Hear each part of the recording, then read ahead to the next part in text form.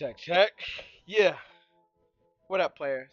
Welcome to another episode of the Ravens RPO presented by the Player One Podcast. I am your host, Tyrone Jr., aka Hollywood Champa. This is your first time tuning in. What up, player? If you've been here before and you decided to return, welcome back. I appreciate you all. Cut the beat. We not here. We not in a good mood this week. All right. I'm not happy with what went down in against Cleveland. In Cleveland, we gave that game away. Terrible football, terrible coaching, terrible execution by a bunch of our players. It was just such an off day. I've never seen so many dropped balls. We've dropped three interceptions. I say four, but three clear cut interceptions, uncontested. Jameis was trying to give us the ball. We just didn't want it. And then on offense, we dropped, it was at least two clear cut, wide open catches, but I believe it was three. I'm not gonna point out every single drop, but I just want you guys to understand this is the NFL. We should not drop wide open passes. Don't matter what side of the ball you are. If you're in the secondary and the quarterback throws the ball to you, you should be able to catch it. We did not. We lost the game. But before all of that, I think we had a terrible start, and I'm upset with our coach yet again. Can't be too upset with our defensive coordinator, but I'm starting to run out of patience because I'm gonna talk about it. I'm gonna talk about it. Hold on. The bright side. The bright side. Going into this first play, a little quick rundown of how this show works. I do a review. I do a breakdown of our previous matchup, and then I move forward and I do some scouting for our upcoming matchup. This is a Ravens podcast. Duh. I'm gonna talk about what just happened on the weekend, and then we're gonna move forward, and I'll talk about my predictions and things of that sort. But right here, uh, you see me right here, multiple times. This play that I'm about to show us, it's the screenplay. We've ran it so many different times, but in different formations, and I love that we continue to get creative. So I'm gonna start out with a highlight. This is the highlight. This is me doing the Brady Bunch. Watch the play. There's just a quick screen up there. You see that? I'm gonna do it. Can I go back? Can I go back? It's just a screen play. Throws it out to our running back. Four linemen get upfield. We go. So pretty much with that whole highlight thing, I showed this play every week because I pointed it out the first time it happened, and we've been running it ever since on our first drive typically. And we did it again right here. I want to show you guys. Different formation, very similar to shotgun, but we have some players in different positions. We usually do two guys to the left, but this time we bring one of them in. We have double tight ends, so it's almost like trips. And then we bring Zay Flowers, who we usually try to throw the ball to for the screen, but this time, it's a little tight end delayed screen. These guys get upfield. I want to highlight.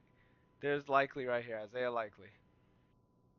He acts as if he's going into pass protection. He chips the defensive end. A chip, you just give him a bump, slow him down a little bit, pushes him off, and now opens up to catch the ball. These guys are to get upfield. This guy seals his man off. He's already got his man, so instead of having to run upfield, they already got their guy. So now just go. Yeah, yeah, I love it. But from here is where it goes downhill. Excuse me. Watch this. Make this make sense. Make this make sense. Fourth and one. In a first drive of the game, in a divisional game, I believe you always want to take points. I mean, it's in our history has shown you need to take points anytime it's an AFC North matchup. Fourth and one, I'm not completely against the idea of going for it, but if we're gonna go for it, let's be smart about it. Why? Tell me why. Lamar Jackson, our MVP, two-time MVP, is not back here for the snap. Why are we in Wildcat offense? Yes, we have Derrick Henry, but the point of having Derrick Henry was to have him next to Lamar Jackson. Why is Lamar not there? Just the idea of Lamar being right here makes the defense a little more hesitant on what they do. But when you just see Derrick Henry right here, all they're gonna do is crash the box. Watch. That don't work. Fourth and one. I would have taken the field goal, or if we're gonna go for it, I want Lamar Jackson in shotgun. If we're gonna do the whole misdirection thing, but this Wildcats the dumbest play call possible. Um, I blame our coaching. Our coaching is so ass. I wish we would have kept Mike McDonald. I've said this in multiple podcasts. I've tweeted about it multiple times. I knew it was a terrible decision to let Mike McDonald leave Baltimore and for us to stick with John Harbaugh, who seems to be past his time. I hate to be like this person who says someone should be fired and such, but he is trying so hard to lose. I feel like this stuff is easy, but he's making these decisions that just don't make sense. Right here. I'm gonna get away from Harbaugh though. I'm gonna get away from Harbaugh. What frustrated me is after moving on from Mike McDonald, we promoted one of our defensive coaches. He was our linebacker coach, also a former linebacker to the team, Zach Orr. He's young, he's very young. Again, his NFL career stopped short because he had a spine injury, so he got into coaching, and he was learning. He was being a player coach, just a linebacker, a position coach under Mike McDonald. Mike McDonald was the mastermind. He was just a part of the whole thing, so he got to pick up what he could. Mike McDonald leaves, and instead of us getting a new defensive coordinator, we promote from within. So we promoted Zach Orr, who is very young, doesn't have a lot of experience coaching. I think former players make great coaches, yes, but sometimes they don't always get it. All right. What frustrates me is a formation matchup, pre-snap. I can tell you already. I told the people I was with. I watched this game in public, and I hate doing that. But I was for the occasion. I was in Arizona, enjoying myself with my friends and family. We went to watch the games. I'm locked in. I see this formation, third and five. I see our formation lined up against it. I said we are at a disadvantage off jump. Look at this. There's only one receiver on the bottom of the screen. Why do we have three players on this guy? You have, let's go back to the top of the screen. One, two, three options right here. Look at all this space. Why is this what it is? Why are these linebackers? People have been bashing Roquan Smith. I don't think it's Roquan. I don't think he fell off. I literally think it's the coaching and the scheme that's putting us in the worst positions. Because if you look at this, what are we protecting? Why is everybody bunched right here? What are we protecting? We think it's going to be a 5 yard run right here? Like, why are we all over here? Why doesn't Roquan cheat a little more over here? Why doesn't, what's his name? 23, can't think of his name right now. Clemson linebacker, our second year dog. He's a beast. I love him being in here. But why aren't they cheating over this way? At least, but look at the space. Why? I told y'all whenever I see trips, my coaching, like my instant reaction to a trips formation, I want to go zone. I don't like being in man against trips. Over here, we're in man. Watch this. Like, why are we bailing out? Third and five. They need 5 yards, not 50. Why is this cornerback? He's so wide open. What is this? What is this? Just a quick turn, Roquan. Why are you still right here? Look at you. Just look, man. That part I can blame Roquan for real. But it's still the formation. Why are we lined up like you're protecting a run? 5 yards, shotgun. They're gonna pass the ball. Easy. All he did was go to the first yard, first down marker, turned around. He didn't do nothing special. It's just so easy. One more. Oh, okay, yeah. Here we go. Last play. Last play of this game, cause I can't do this, man. I don't want. I just want to move on from it. It's very annoying. Formation again. Look how we line up on 3rd and 9. I'm gonna tell you everything wrong about this. Look at we're on the. This is the short side of the field. We short side. The ball is on the right hash. So there's not a lot of room over here to run and just get open. Look on this side. Look at all this space. Why are we pressed up on these guys when they have to go 9 yards down the field? How these guys are backed off, these guys should be backed off. If we're going to bring pressure, I want everybody pulling up. But if it's going to be a lot of open space like this, y'all can back off because you're able when you're this far away from the quarterback, this far. Look how far he is. You can back off and you could just sit. You could sit right around here and watch what the quarterback thinks he wants to do and react off of that. No need to face up and just kind of take yourself out of the play and lock up with this man like that. Same for him. This safety, who had the worst game I've ever seen, I hope I don't ever see him on the field ever again. He's like our third, fourth string, but we had a lot of injuries in our secondary. We had a lot of new faces, so this is what's gonna happen. But when you have a lot of new faces, keep it simple. Don't be doing all these complex play calls on the defense if these players ain't been here to run, you know. But look at all this space, and then all these guys are bunched over here. Why do we have three guys over two right here? Why is this guy so far over? Cheat over here. Help out these guys. And look, it's supposed to be one of those plays where they're showing one thing but running the other. It does no good that look, Kyle Hamilton's bailing out and this guy's trying to cheat up because this guy blitzed.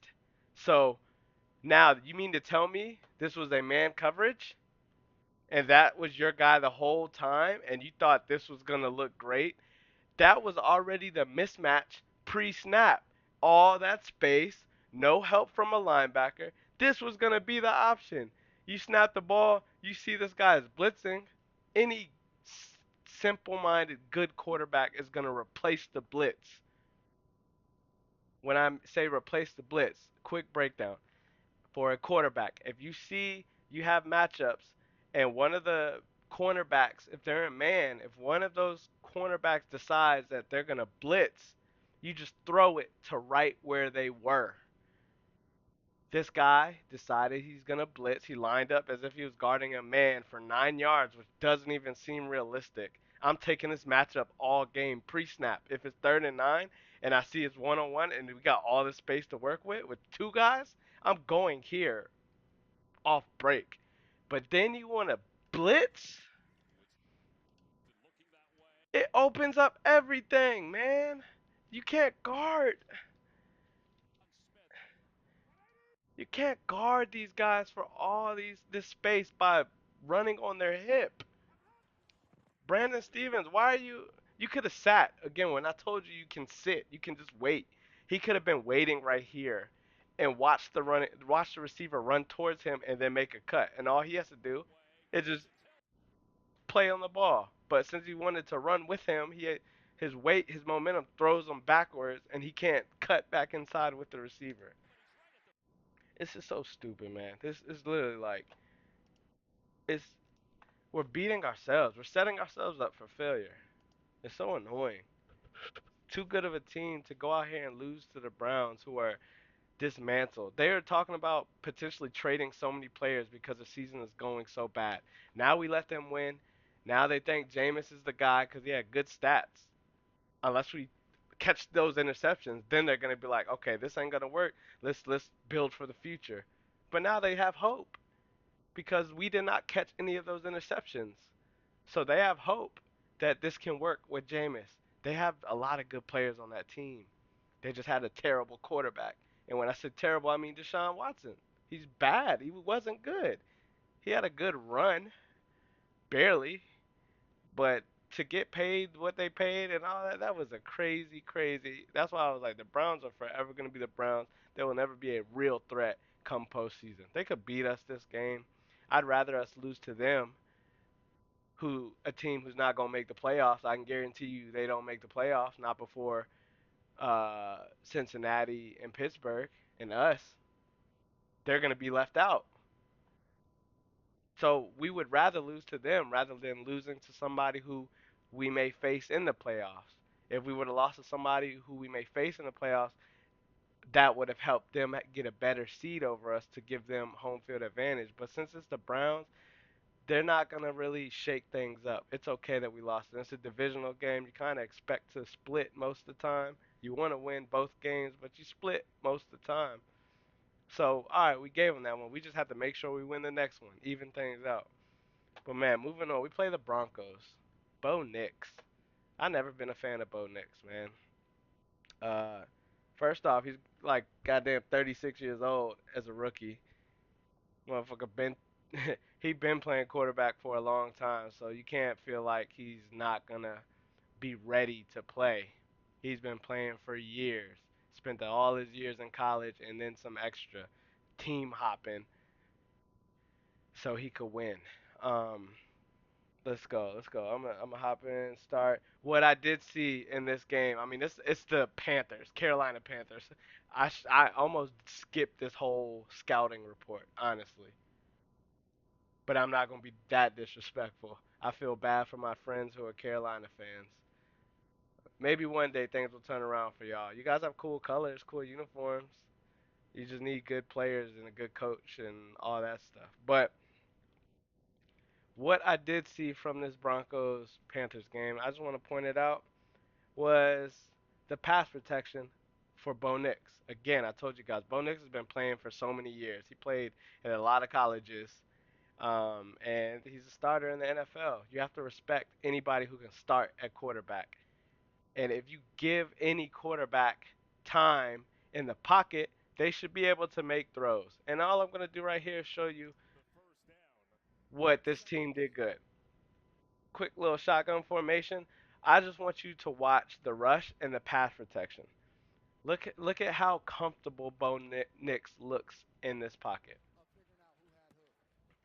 Look at that lazy rush. Yes, but like, look at what is Seven doing? He's just kind of bouncing around. Are you a spy? A quarterback spy? Do you think Bo Nix is gonna run somewhere?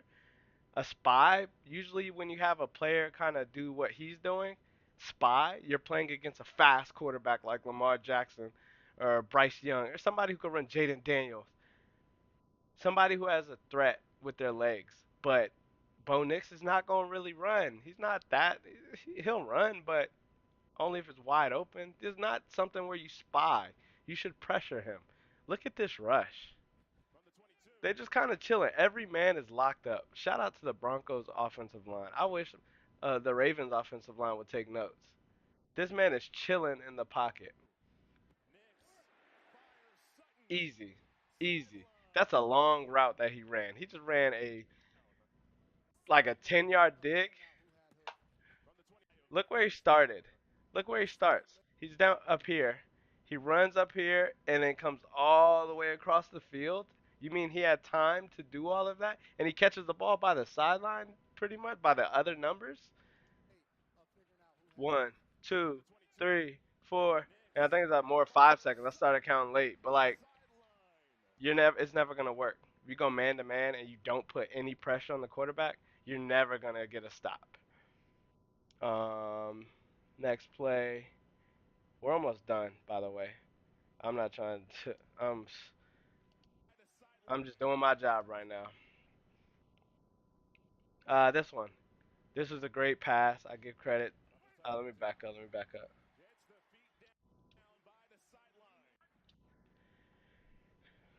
Four wide. They got two tight ends on this side, double tight ends. So it's like a heavy. So you can how they matched up right here. Not bad, but also with the safety thing. When I'm talking about, why are these safeties? How many yards back? 5, 10, 15 yards back. Why are you so far back? You can scoot up just a tad bit, man. You one of the fastest players on the field. You can make up for lost ground. Nobody's trying to run past you, and they're only going for 5 yards. What are you doing all the way back here? Look how much time this guy has in the pocket. Dude, that catch is crazy. But also, look at the matchup. You got the linebacker chasing the tight end. That tight end, remember where he started? He started at the line of scrimmage, on the line, like right here. He had time to run 20 yards downfield because where is the rush? The tight end, one of the slower guys on the field. I mean, he still got speed. But when it comes to this NFL stuff, man, you guys only got to get to the quarterback who's 6 yards away from you. This guy got 20 yards up the field and made a crazy grab. Y'all left this man on an island with the tight end. It's a mismatch every time.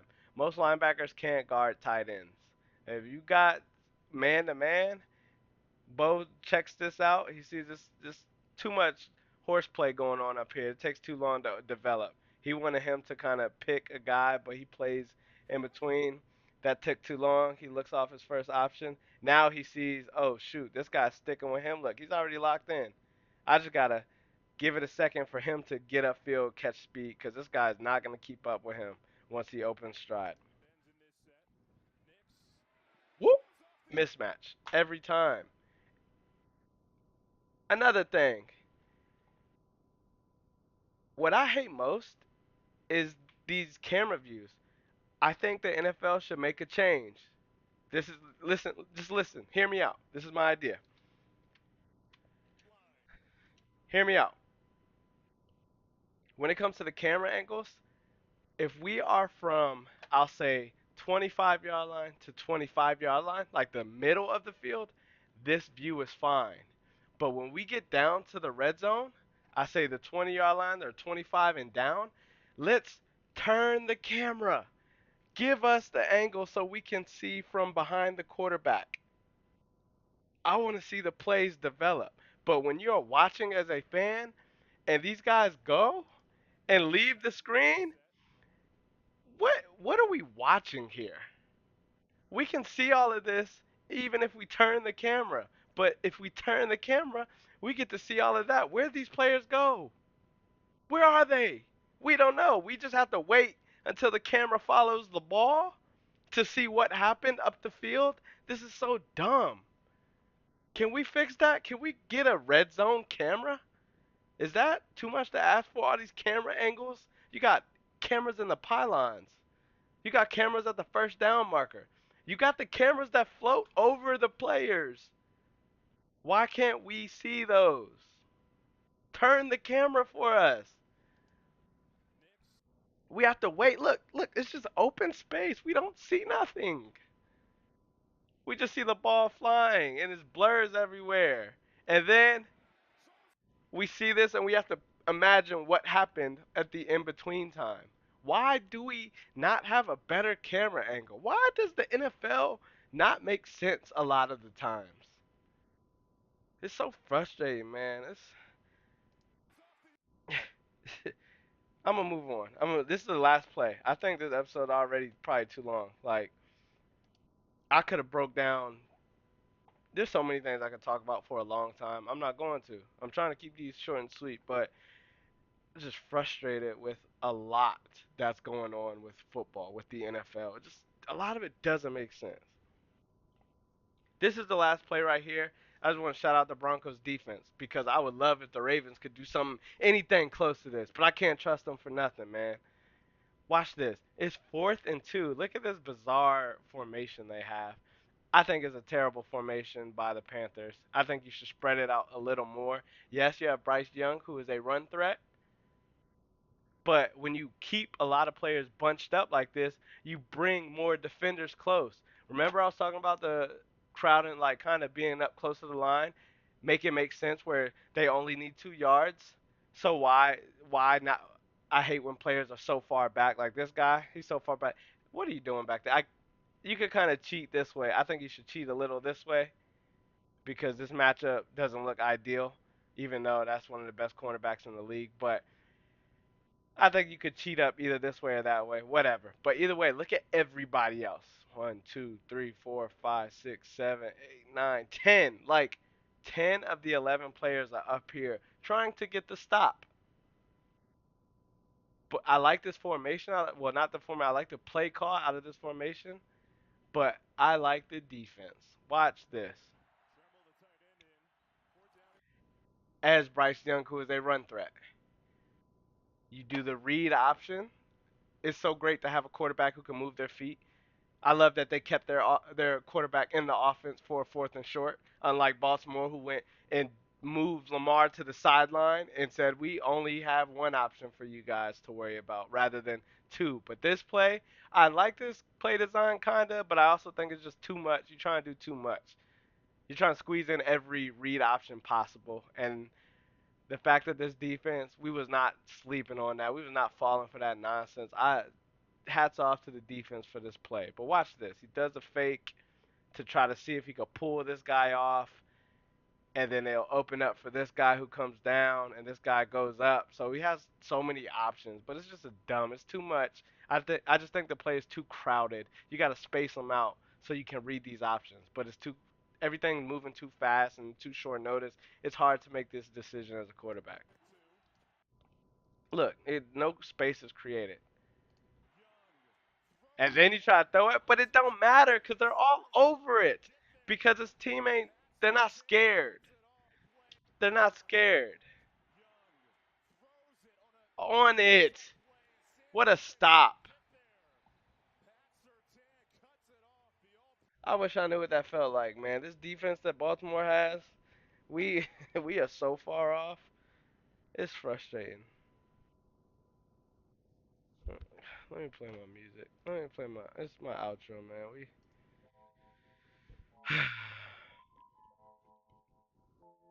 That's gonna be it for this episode. I'm not happy. We are better than the Browns. Easily. I'm not worried about that. But to lose a game like that, so many drops, so many bad calls on the coaches' side. It's more the coaches. Our coaches are beating us. Make it make sense. That's it for this episode, man. Thank y'all for tuning in. Drop some comments, retweet or share on the Instagram, TikTok, all that. You know where we at. YouTube. Play One Podcast. We out.